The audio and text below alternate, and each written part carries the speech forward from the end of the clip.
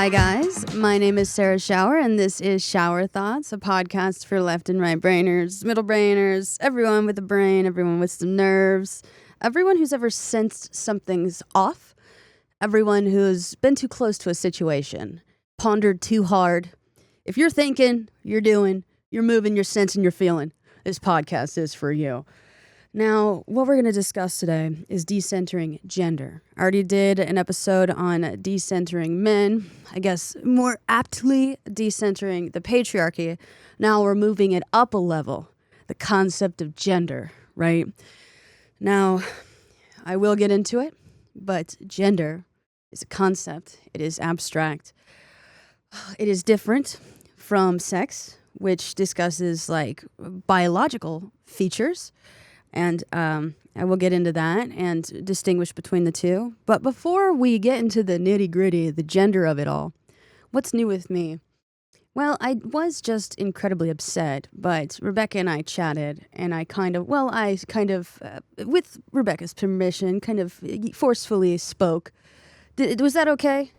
Yeah, always happy to be someone people can vent to. Okay. We love a good vent session. Yeah, because I was screaming in traffic, and I just to mention, when I was driving here, the thing is the traffic was flowing quite nicely, but like I was just like screaming at the top of my lungs, so it's I'm happy to have gotten it out. I will stew on it later. I will admit it's just gay stuff. The thing is it's always gay stuff. Why is being gay so goddamn frustrating sometimes? Here's the thing. Can I tell you guys personally, what my turnoffs are? I don't like when people make a lot of assumptions. I love a good clarifying question. This is why I have this entire podcast. If you lead with assumptions, I will lead my way towards the door. Because the thing is I'd rather you give me the chance to explain something or, or myself, than rather just like assume. And if you're like, oh, but it's not annoying. I love talking. I love answering questions. Is why I'm here. Oh, but it's too personal. I am an oversharer. It's fine. And then another thing I don't like is this is a thing that happens online. A lot of people do try to flirt with me online. And this is for me personally. I understand if you like this. People will like tease me or make fun of me. But what they don't realize is that all the tone has been stripped away. So it's just their words. And also you're now I get teased or like made fun of regularly online. So like I can't distinguish between you and someone who's like actually making fun of me. So if you think it's flirty, playful banter, no, the message actually looks exactly like people who make fun of me. So I'm now triggered and lumping you in with those people. So if you want to flirt with me, and this is not like, I'm saying if you do, like if you must, you've got conviction, please be direct. Hey, my name is blank. And oh my God, I'm sorry, guys. Excuse me. I've had so much caffeine. I do apologize. Anywho, that's just my thing. Yeah. All right. We're going to get into decentering gender. Actually, what else have I done this week? I got new headphones from, I don't know. They're purple. I lost my other headphones and I'm kind of embarrassed because I don't know where I lost my headphones, but my cats chewed on the inside of my headphone like ear covers, so they were just like kind of torn to shreds, and then what was still left was covered in makeup. So I feel like someone who finds them will be like, ew, what is, and I'm sorry. So I'm now at the point where I don't even want to reach out to where it could be. I'm just like, I'll let them throw it away or not find it or kind of just bury it. But I like it. I love headphones. I did use like Bose for a couple days because I have like an old Bose headset, but my head is massive. My brain is huge. No, my cranium is quite large. Actually, funnily enough, when I was born, the doctor had to use like one of those little plunger things to like suck to the top of my head and then like pull me out because my head was so big. Also, I used to think this was funny and made me cool in elementary school. I have a flat head, so I used to carry all my books on my head when I walked between classes. I mean, like textbooks. And like the thing is in hindsight, that's weird. I mean, I just like insisted on putting them on my head. I have a flat, large head. That's why I don't know if I could ever shave my head. Well, that and a bunch of other. I don't think it would suit me. Anywho, that's what's happening. This is Shower Thoughts. That's the warm up. We're gonna wash off now. We're gonna discuss is gender fluid. I actually do have a book. This is like one of the first books I ever bought in LA. I bought this like years ago. It's called Is Gender Fluid? A primer for the 21st century. Weirdly enough, this is not accessible to read, and not for the reason you would think. So the words are very easy to understand. However, there are so many different font sizes and fonts, and so that makes it quite inaccessible. This is like the issue with a lot of more art books, is that if you'd like to make it easier to read, especially with people with like sort of visual impairments or issues, or especially for people with like dyslexia or any sort of like physically reading the book, you should make the font, the typeface, the same size. So yeah, it's actually it's accessible in like the knowledge way, but in the typeface, not so much. But yeah, it's is gender fluid. The idea of gender fluidity suggests that gender is not fixed by biology, but shifts according to social, cultural, and individual preference. True. Gender is pervasive. It structures our lives in fundamental ways, impacting everything from the activities we're encouraged to enjoy and the behaviors we are expected to display as children, to the subjects we study as young people, to the occupations we enter and the responsibilities we undertake as adults. Yet we are often unaware of its effects. And I will dive into the actual like difference between sex and gender soon.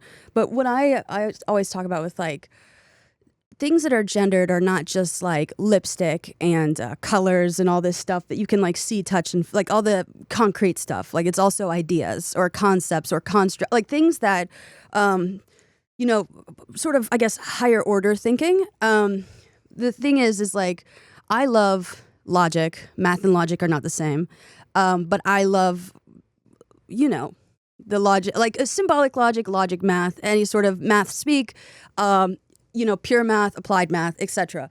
And a lot of people like pit logic and emotions against each other. But or emotions and intuition. They think, emotions aren't logical. Emotions pretty much follow the laws of thermodynamics. They're physics. They're like emotions are straight up physics. So like they are quite logical. Inputs, equation, outputs, right? Like it's quite logical. And so like you pit them against each other. Like if you had just pure or emotions are supposed to be like a feminine sort of thing, or like for women, right? So it's like gendered, and then like logic is masculinized. So it's not just like physical things you can touch. It's also like math and emotions and all this stuff. So it's just, yeah, we need to decenter gender. Now, a reminder, decenter does not mean abstain, right? It means undoing how you're socialized and then centering yourself, self-discovery, right? Finding out who you are, what sort of constructs you abide by, what ideas, you think apply to you, or like what fits your expression. It does not mean you get rid of your gender if you have one, right? And you are now forced to move and express and be genderless, just a genderless entity. And if that's not what that means, right? Decentering is not inherently a feminist conversation. It is an addiction and recovery conversation, right? You can center anything, right? Men, gender, whiteness, thinness, alcohol, drugs, right, etc., so forth. And you can center something to the point that you're addicted to it, right? You can center alcohol in a conversation in that, someone invites you out, right, and they want to hang out with you, but they didn't invite you to a bar. And you can't kind of wrap your mind around like, wait, you're inviting me to hang out past 5 p.m. to just talk with no alcohol? Now, that doesn't mean you have an addiction issue. It means that you cannot fathom connection with another without alcohol. The purpose of meeting up with someone, another individual, to talk and discuss and be with, is to connect with them, right? If you cannot fathom that without alcohol, you have centered alcohol, right? Okay. Now, another example, right? You want to, find love, whatever, in whatever place, like, right? Like friends or, relationship. And someone who you're not attracted to, like say you're a woman attracted to men, right? And you want a relationship, a friendship, right, with someone, but you can't fathom them not being a man, right? Is this really a meaningful connection? Is this love if they're not a man? You have centered the man aspect of it, right? This is a friend, right? A potential, like someone who they want to, I mean, they don't have to love you in a passionate, intimate way. I mean, it can be passionate, but like a different definition. But if you cannot fathom love coming from someone who is not a man, if you're a straight woman, you have centered men, okay? Now, you can also center male validation. This is where compet comes in, compulsory heterosexuality, right? A lot of like, you can center male validation in that like you prefer it over a woman's, but you can also become addicted to male validation, right? Like this is where pick me sort of come in. It's an addiction issue because it doesn't matter if it hurts you or not, or if you have to go to dire lengths to achieve male validation. You could now hurt yourself or put other people in harm's way just for the chance for a man to validate you, right? It is nice to be validated, right? Like by your community, to be seen and heard and recognized for your inherent worth. But it's not when it can only come from a man and you will do anything to achieve it, that is when it becomes an addiction issue. So in the addiction community, it's not just straight up sobriety, right? And sometimes sobriety, quote unquote, is not feasible. For example, if you were to center whiteness, right? I cannot go totally sober from being white, as that's not how that works, right? So I have to moderate, right? I have to be incredibly aware of, where, like if I'm talking to a person of color or if I'm advocating for someone, microaggressions, right? And this is a day-to-day practice, okay? A lot of people think if you get sober or like you're in recovery from a substance, oh, you're done, right? Like I got sober 2.5 years ago. That does not mean that alcohol is not still on my mind. That does not mean that I exited a culture of alcohol, right? It's Pride Month right now. The sheer amount of, if I want to hang out with my LGBTQ plus community, 90% of the events will involve alcohol. The other 5% will be an outdoor sporting event. And I wear a lot of makeup. No, well, I do. But, and so this is, it's just, there's alcohol everywhere. And if my friends are drinking, there's not the absence of an urge, right? If I go out and I order drinks at a bar, like even if, I always get a Red Bull at the bar. But the thing is if they don't make it in front of me, it kind of makes me nervous because it's Red Bull out of a can in a glass. And so if I'm with someone, I will be like, can you drink my drink beforehand? Because I don't want to fuck this up. Like it really kind of paranoids me. That's just also a thing for bartenders. Could you please make a drink in front of everyone? If you like, I understand you've got a lot going on, but just like if it's a non-alcoholic drink, can you make it in front of the person? But yeah, I appreciate you guys. Yeah, so alcohol is everywhere. I didn't leave a culture of alcohol when I got sober. It's here. It's kind of like when people tell lesbians, oh, you don't date men, so you don't have to worry about them. Lesbians did not leave the patriarchy when they came out as lesbians. You know what I mean? Like, just because I understand intimate partner violence, so I do. But that sounded cryptic. I understand the statistics and, real risk. But I can still walk outside and be assaulted by a man, so I can still be within sort of the same. I'm just not, if I'm getting beaten up, oh, Jesus. You know what? You understand the gist. Yes, we did not leave the culture. We're still very much in it. And it's very, very difficult to leave the culture because then you'd have to go to a quite isolated region. And you don't want to, be a colonizer in this region, even if it seems like peaceful and they don't have the issues that you could bring the issues. So I wouldn't do that to another. You just, kind of fight it where you are. But yeah, Is Gender Fluid by Thames and Hudson or by Sally Hines. I will put this I might read little excerpts from this, but I will put this in the description. And we're going to talk about what is the difference between sex and gender. What is gender anyway? A review of the options for operationalizing gender. Now, I believe this article is, operationalizing, but it does kind of go over, the basics of the difference between gender and sex,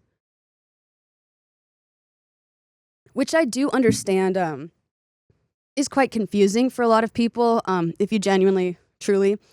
So sex, like I was talking about, is fun. Guys, am I right? No, anyway, gender is mainly, actually almost purely abstract. It's a concept. It's an idea. It's made up, right? Now, biological sex, if you're referring to like genitals, it's a concrete idea. It can be gripped, pulled, yanked, fingered. I'm sorry, I'm just saying, it's touchable. It's something that, exists within our reality. What exists within reality? Please don't do this to me. Someone's going to be like, everything's a construct. And no, the physics people, you guys are going to have such great points. You're going to be like, well, nothing is real. Guys, please. All right. So gender, right? Abstract. If you think about the name Tyler, okay? And you're like, okay, so Tyler could be like she, her. It could be he, him, right? Because the thing is an adjective. Pronoun, sorry. So Tyler could be like she, her, he, him, because pronouns are shorthand, right? They're kind of just like to abridge, like to shorten, so you don't have to repeat the name often. And so the thing is like, how can you change your pronouns? It's like, pronouns are part of gender. Gender is a construct. It is an idea. It is made up, right? It is like the name Tyler. Okay? The name Tyler is an idea. It is made up. Whoever inhabits the body of Tyler is not made up. But the name Tyler, right? It's purely an identifier, okay? So if you cannot be biologically she, her, he, him, in the same way that you cannot be biologically Tyler, right? You cannot, there is no biological definition of Tyler, right? It could be a girl, it could be a boy, it could be anyone, right? So the pronouns represent the name. The names are identifiers. They are concepts. They are made up.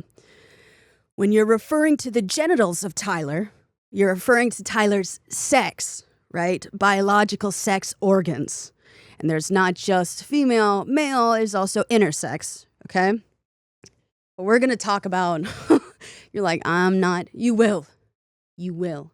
Also, this is shower thoughts. Relax. I got a lot of like supportive DMs and like messages in the past week. And it's just from like a whole variety of people. A lot of you are autistic. A lot of you are gay. A lot of you are young professionals, older professionals. A lot of you are like people who've gotten sober, like varying age ranges. And so sometimes when I imagine myself talking, I do get kind of fired up because there's no one physically here. And Rebecca is, Oz, not like is unseen, but it just like a lingering presence, like God. But so when I feel myself riled up, I like to imagine kind of generally your guys' faces. Now sometimes it does aggregate a bunch of faces, and it's kind of an interesting creation of like what you guys could generally look like. But then sometimes I see like repeat profile pictures, and I'm like, this person listens to what I say, and I appreciate it. All right.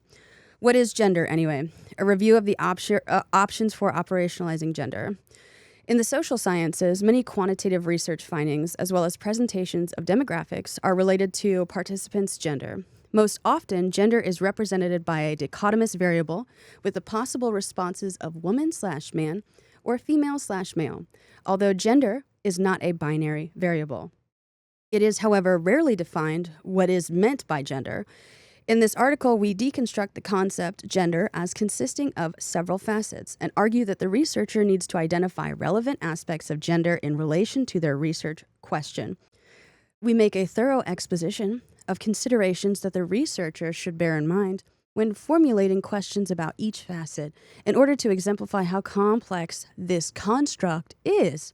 We also remind the researcher that gender is not a binary category, and discuss challenges in the balance between taking existing gender diversity into account and yet sorting participants into gender categorizations that function in statistical analysis. To aid in this process, we provide an empirical example of how gender identity may be categorized when using a...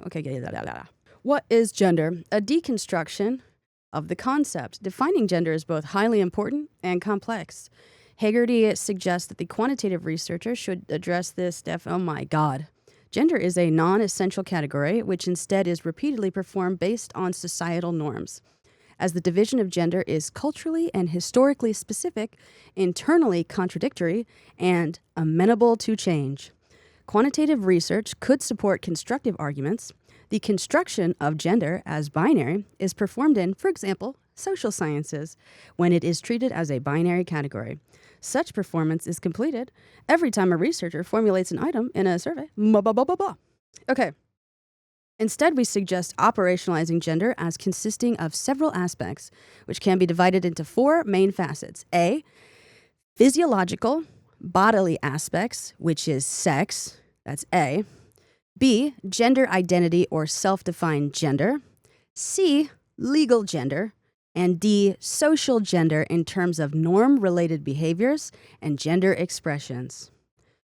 These aspects may change over a lifetime due to external impact, such as from society. Other scholars focus on how these aspects affect each other.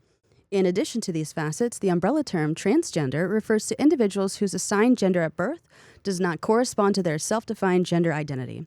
Transgender individuals can identify within, outside, or beyond the traditional dichotomy of woman-man. In comparison, cisgender refers to individuals whose assigned gender at birth corresponds to their self-defined gender identity.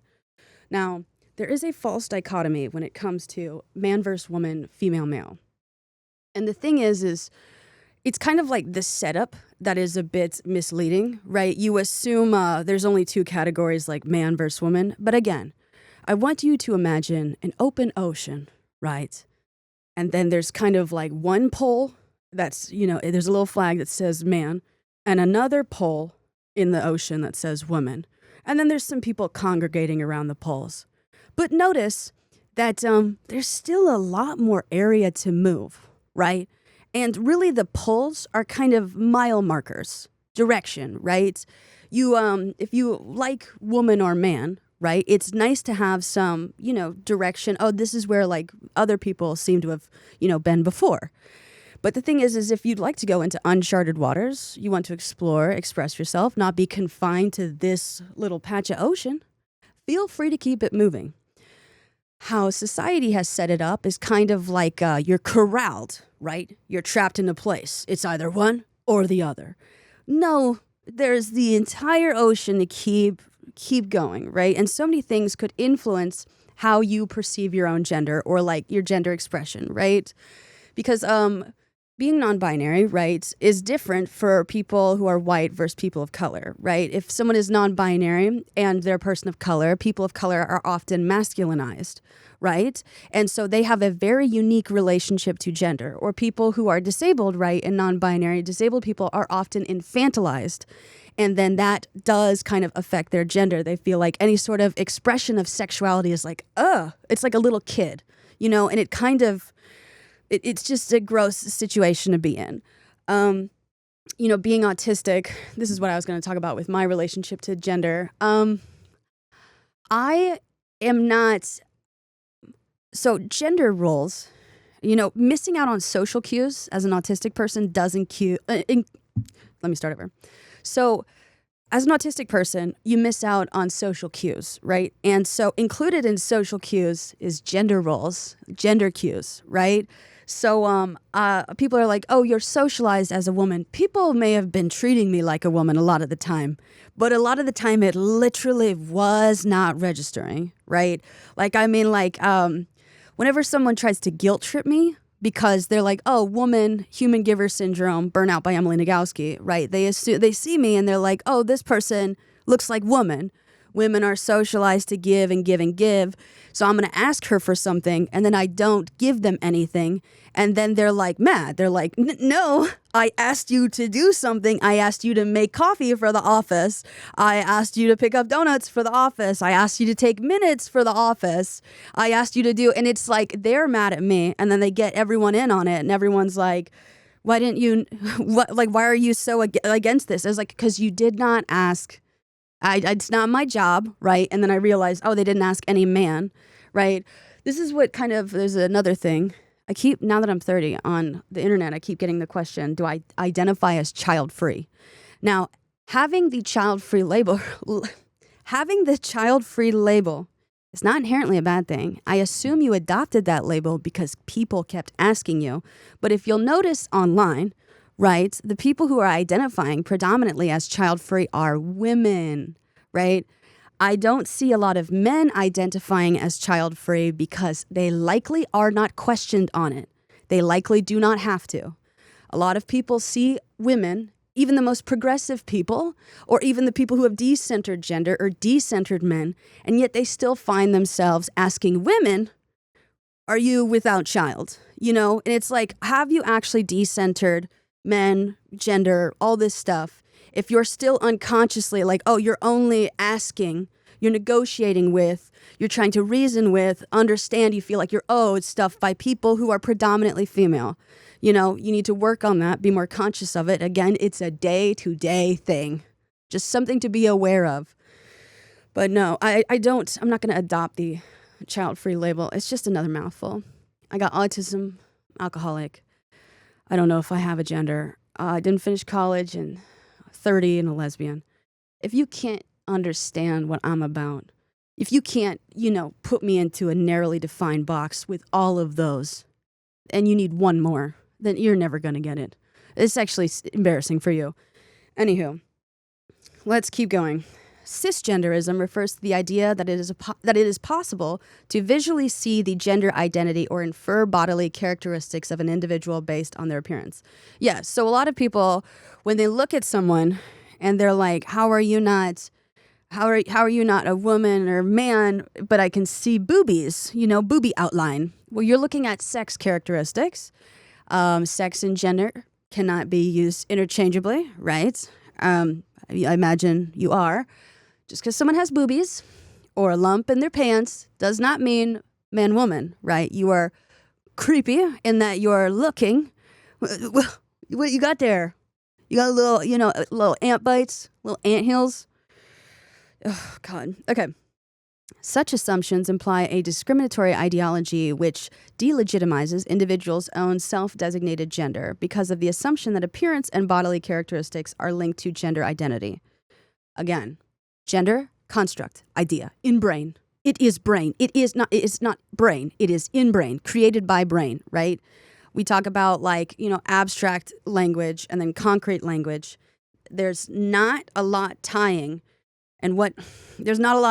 this idea to the concrete. It's the thing that kind of is tying gender to sex at this point is gender-based discrimination, which targets people who are biologically female or biologically, and then now we get this weird, it's kind of like you made these artificial categories and now people are suffering actually when they didn't have to, because you insisted on defining them. Okay. As Westbrook and Saperstein describe, researchers sometimes even categorize their participants into the binary system of woman or man or female male based on their physical appearance. The term cisnormativity designates the idea that sex and gender are aligned. They are not aligned.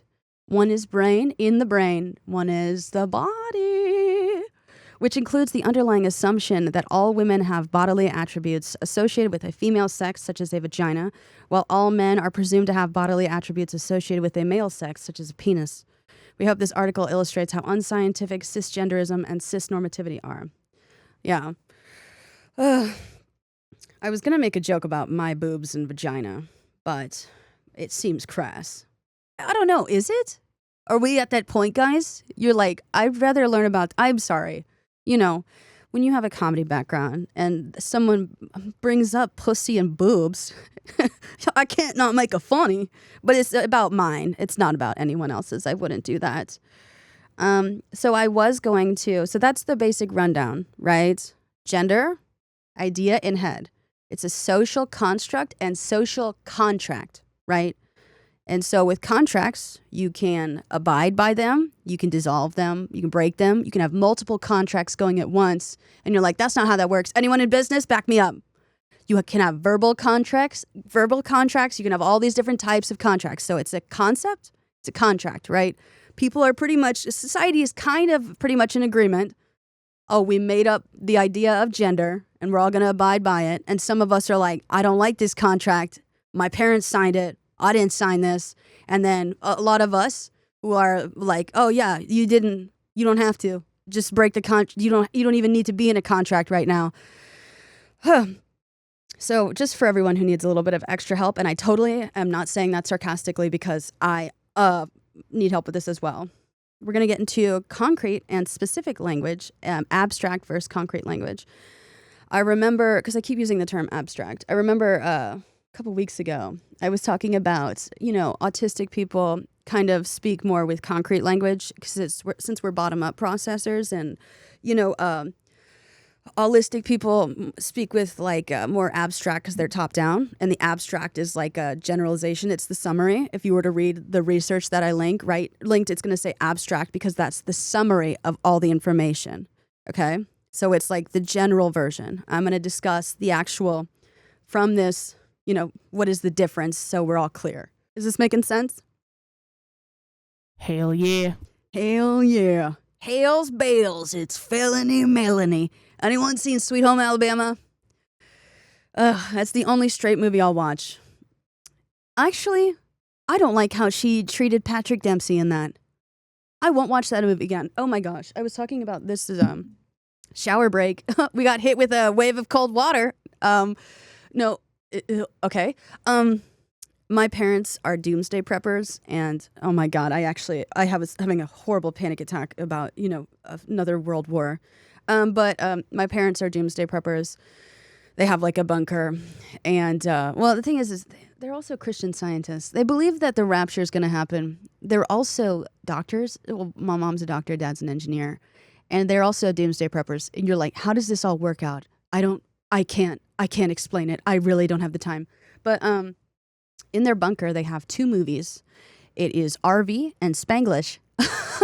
So my parents said, if they ever get raptured, they made a bunker, right? Because they assume that the earth is going to go to shit. And so I was like, okay, I'm going to have a whole bunch of trick cereal and watch Spanglish and RV until the day I die. So they also were raised, they were kind of growing up during the Cold War and stuff, and both of them were in the Navy. And so we moved to different military bases. And they're very Christian, and so they're like, well, if we go to nuclear war and they drop bombs, I kind of am hoping that I'm right beneath it. They're gonna target the base first, and I really can't. I don't want to survive that. And I was like, weirdly enough, I can respect that. But now I don't fear death. I'm actually reading this book called The Denial of Death. It's the philosophy of most people fear their own mortality. That's why they want to have offspring or do something noteworthy so society and history remembers them. It's because we all fear our own mortality. But I think that has been beaten out of me. Being raised super Christian, they're like, you're gonna burn in hell, you're gonna burn in hell, and then mom and dad are like, you're gonna get raptured and they're gonna nuke us.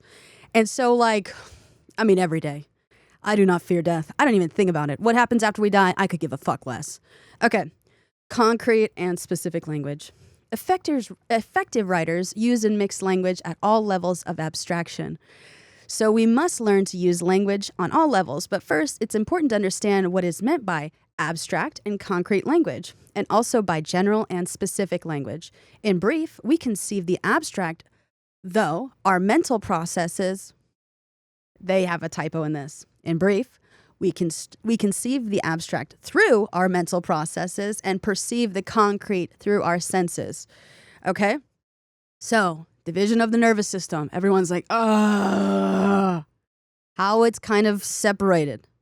You got thought, movement, feeling, sensing. Okay? So, mental processes, thought, right? We're at executive level. And so then concrete is through our senses. So we're at the worker bee level. It can be gripped, grabbed, sensed. You know what I mean? And then the other one can be thought of. What's between that is feeling and movement. We got the vision of the nervous system. All right.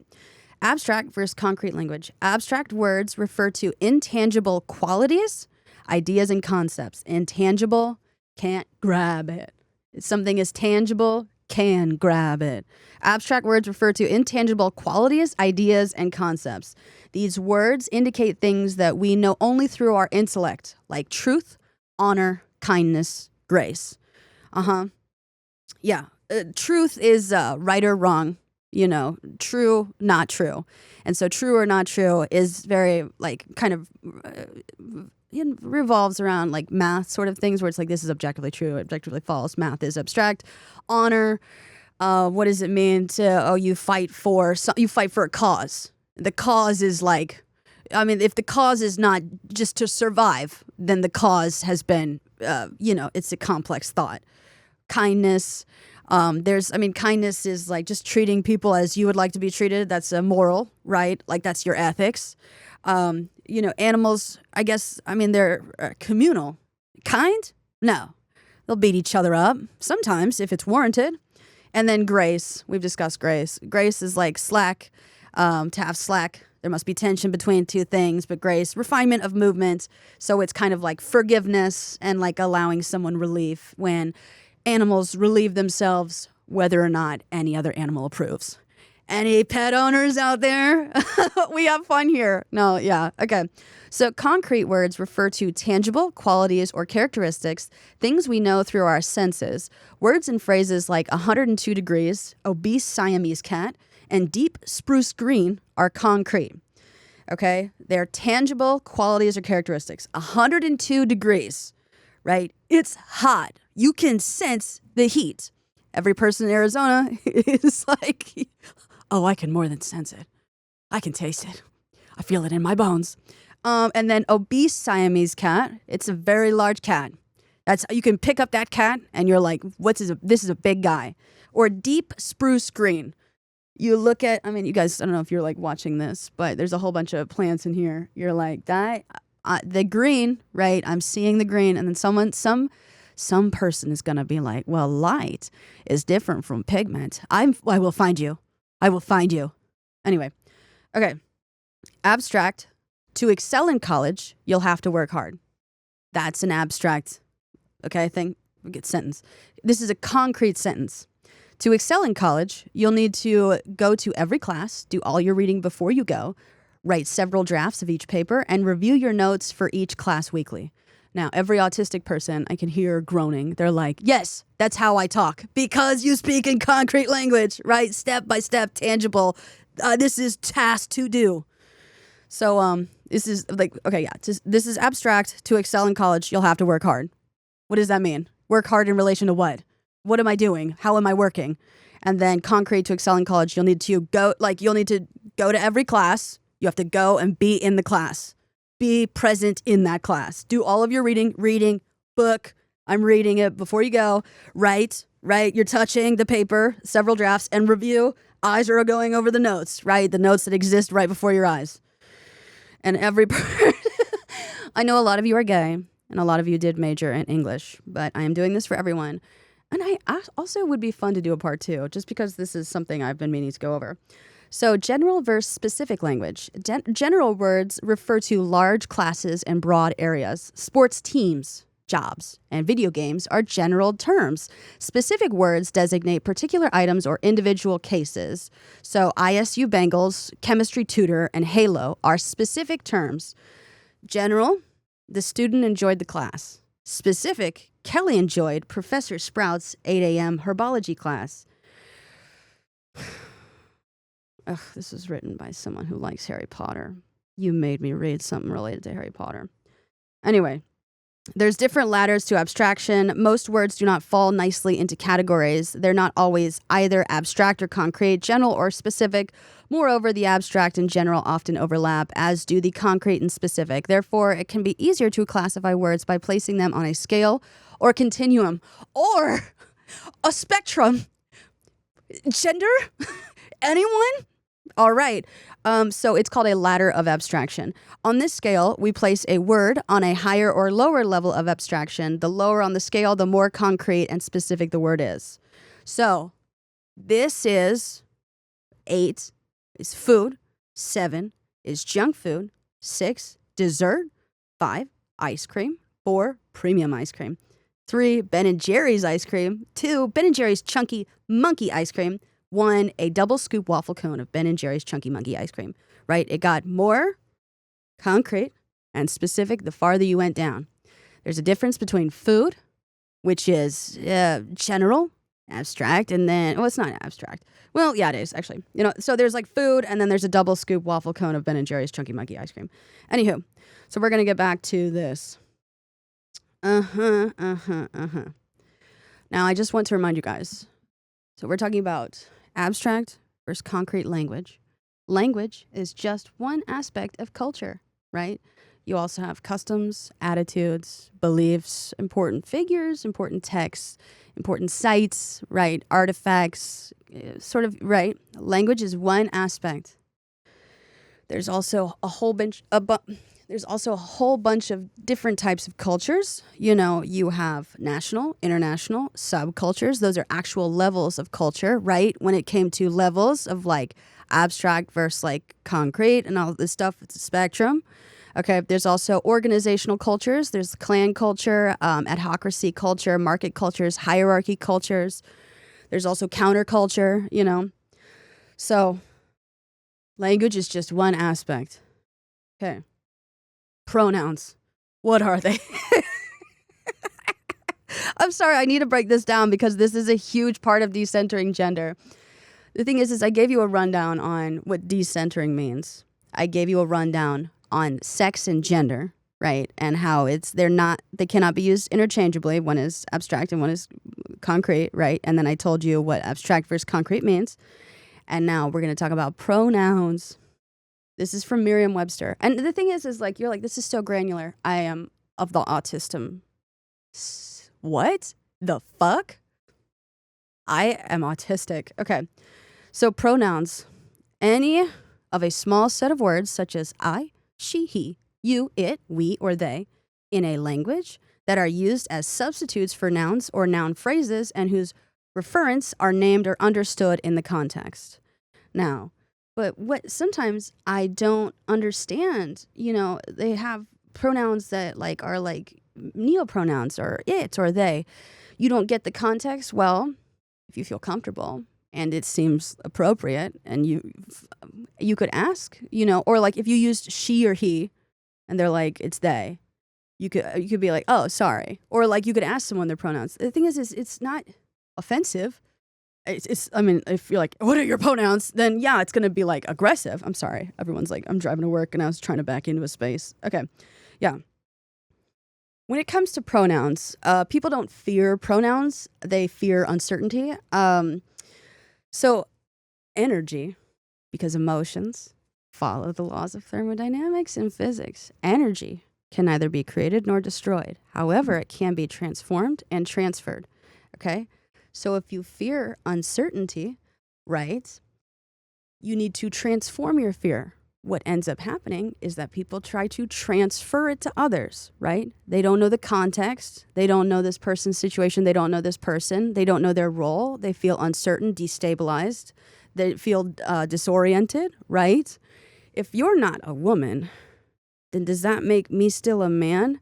So they're transferring their fear onto you instead of transforming it through learning. There is a sense of destabilization or insecurity in position. There's, stability in hierarchical roles, and roles are a position, right? Privilege is a position. Degrees of privilege, right? Like if you like math, someone can have certain degrees, like increased degrees of privilege over someone else. Now, whether it's socialized versus sensible, right? Power and privilege are not used, probably not the same. They're not.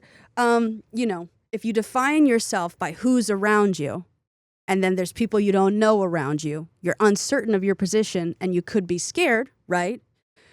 When it comes to evolution, being rejected, othered, in versus out group, very deeply ingrained in all of us. However, if you can, and you feel actually safe enough, you can be like, hey guys, I don't know you. And I feel kind of uncertain in my position right now, or like what to do with myself. May I get to know your names and pronouns? Oh, but you can't just do that. You can. I do it all the time. As autism, I can't read anything for shit, so I ask explicit questions. Don't be afraid to ask explicit questions. Now, the thing is a lot of people tie their worth to their work and their intellect, right? What they know and what they're capable of doing. So why they're so dedicated to misunderstanding other people or answering straightforward questions is because they interpret it as a challenge to their authority, when in actuality, the other person just wants to know what the fuck is up, But they're reading too much into it because of their role and how they've been socialized. All right. Yeah, the hierarchy, the roles, the pronouns are all arbitrary. Subjects should change from the people, individual and social, who created them. You just don't want to learn something new. Pronouns are abstract, but they're also a personal choice after evaluation of where you fit or don't fit into gender. I will have to make a part 2 on this. I'm going to give you an example that hurts my soul deeply. We're going to talk about soccer. Here's an example when it comes to sports. The concept of sports is abstract. It's a social contract. You can break contracts or have multiple contracts going. However, how they break or abide by those is their personal individual discretion, right? So someone who's on a team, the sport itself is a construct. It's an idea. The person themselves is not. However, they can abide by the ideas, the rules, the contracts, if they so choose. All right? They can also break out of the contract. Okay? People who play sports are concrete, tangible. You can grab them, individuals. You should never rush the field. Okay? And they choose to perform the arbitrary rules of the arbitrary game to create real-world results. Like the real-world results of gambling and just all that stuff. Okay. Someone's choice of pronouns is like their choice of team. You can also have one team you play for or multiple teams you play for. Oh, wait, you can play for multiple teams? Yeah, you can. Okay, for example. Okay, keep going. You wanting to redefine their contract, I'm talking about pronouns, but also what team they play for, doesn't matter. The contract, social or sports, is between them and the culture or the person who created the contract. You're overestimating your power or authority. It doesn't matter, right, if you want someone to abide by a certain contract or you want someone to break their contract. That is not within your authority. That is their personal discretion. Example, Lionel Messi plays for Inter Miami, a major team in the U.S. He is also the captain of Argentina's national team. He identifies as both, right? He plays for Inter Miami. He also plays for Argentina's team, okay? He has 2 contracts going, okay? If you don't like that he plays for Inter Miami and you think it'd make more sense relative to you for him to play for Atlanta United and you yourself start talking about him to him and referring to him as an Atlanta United player, that doesn't make any sense because you do not have the power over Lionel Messi, okay? And this is not just Lionel Messi, this is any person, right? If they are entered into their own contract with gender or a team, it doesn't matter that you don't like that they're in this contract or on this team, or you think, oh, it'd be better suited if you were woman and you were on Atlanta, United. You know what I mean? That's not your call, okay? Lionel Messi is a real person. If you were standing before him and you kept saying, it'd make more sense for you to be on Atlanta United because I said so, you look like you could belong on Atlanta United, what would he say to you? I'm not on Atlanta United. I play for Miami or Argentina. And I don't know what you mean by I look like I would fit into Atlanta United. Are you talking about like the the outfit, the uniform, like the colors would work better with my skin tone? Like, is that what you mean? And if so, that's kind of artificial and kind of secondary to the whole thing that I love soccer and I'm really good at it. And soccer is a role. It's a position that I've took on myself, right? And I can leave this role at any time I want and dissolve the contract, but it's not going to involve you, sir, specifically, okay? Lionel Messi entered into the contract, okay, with Inter Miami. He does not have to identify as a soccer player. He can dissolve his contract, remove himself from the role. That is his individual choice. You will not be factored into that, okay?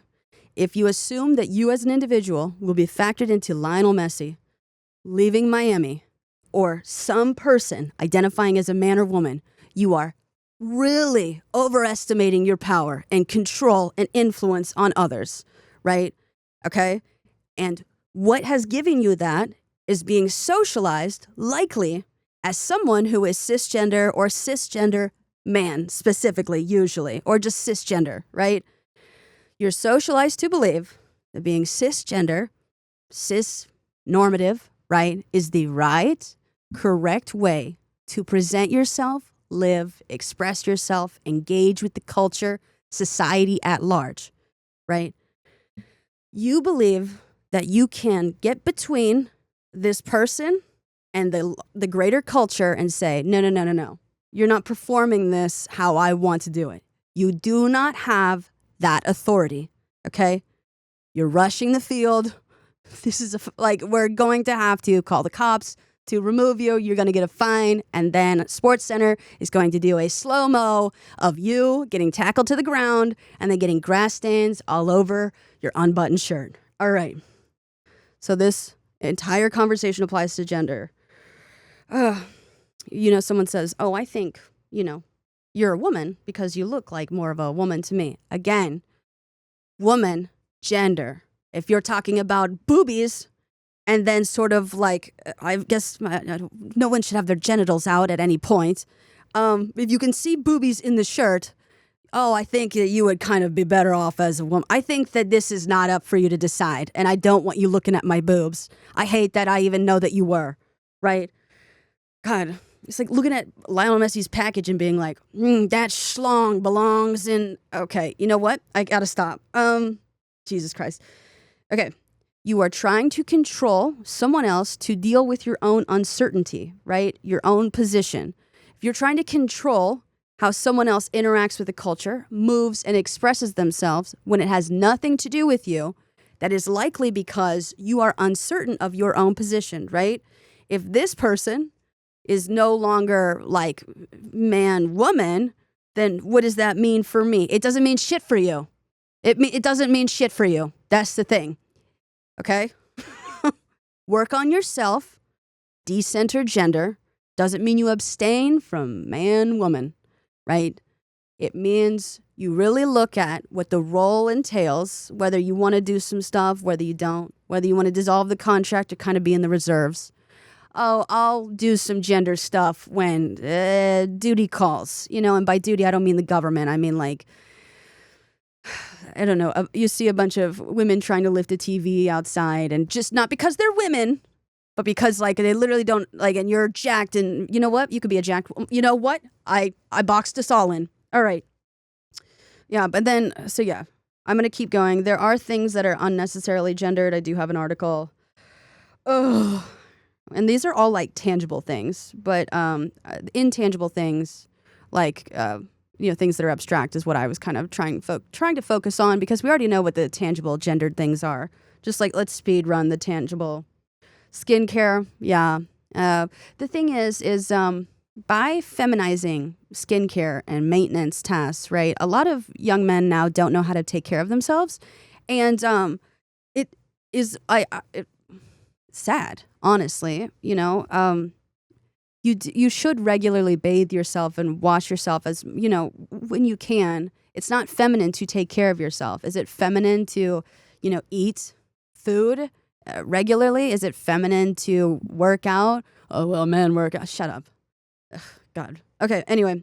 Take care of your skin. Take care of your body. Take showers. Take showers. I'm glad that we're all here. We're all showering our brain. Well, actually, some of you, I don't know if this is helpful to some of you because you may have already known this, but actually maybe you learned something new. Maybe you learned something new about me. Anywho, alcoholic beverages. Oh, boys can't have a martini and girls can't have a beer. It's like, I don't. Just get drunk, dude. Makeup. Yeah. So many cultures across gender, across sex wear makeup. Flowers. And then men are out here complaining the only time men give flowers is at their funeral. Buy yourself some flowers. You know what I did 2 Fridays ago? I went to a coffee shop called Alfred's, and then inside there was, flowers everywhere. And I bought myself flowers. Do you know how regularly I buy myself flowers? And also, I'm a lesbian.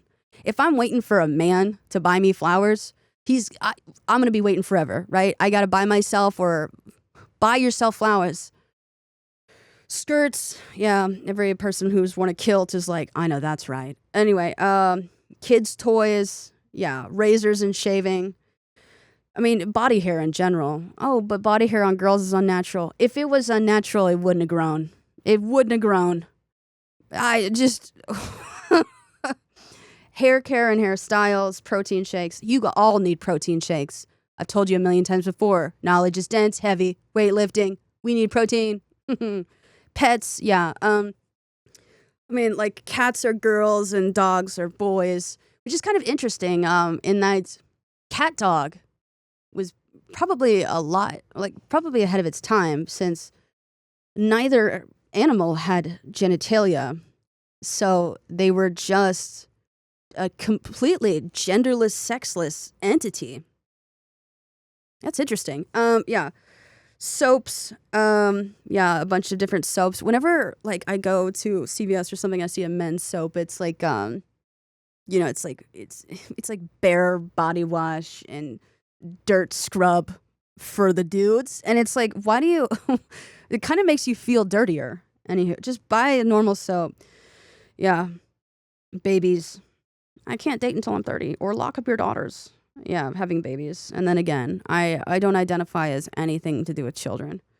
Anywho, I will make a part 2 on this because we're going to talk more about decentering gender. This is just the nitty gritty of what I mean. And I hope that you guys enjoyed this. I hope that you could follow it. I really enjoyed talking to you guys. I'm sorry if I seem pissed off at any point. I'm just, I was going to say something funny and ironic. I am just here presently. But yeah, I will do a part 2 to decentering gender. Thank you so much for listening. I'm imagining each one of your guys' faces, all the regular profile pictures that appear on my Instagram stories and my TikToks. You guys would be smiling at me right now. Okay, now some people's faces are combining. You guys are having children in my head. Oh no, I am the system. Anyway, make sure to like and subscribe on YouTube. Follow me on Instagram, TikTok, 5 stars, Spotify, Apple Podcasts, any place you get your podcasts. This has been Schauer Thoughts. This is one of the greatest joys of my life. You guys give me purpose. Also, don't rush yourself when it comes to decentering gender. This is a day-by-day thing, right? And you're like, oh, it's hard. Yeah, it is hard. So don't, just, be conscious of it, aware of it. Be like, why am I asking women these questions but not dudes, And just kind of evaluate. And then center yourself, whatever identity you choose, right? And then center yourself within your community. You are simultaneously an individual, but also part of a community because the world is a hierarchy, right? You're not above or below. You're a part. How fun. Anywho, thank you guys for listening, and I will talk to you next week. Bye.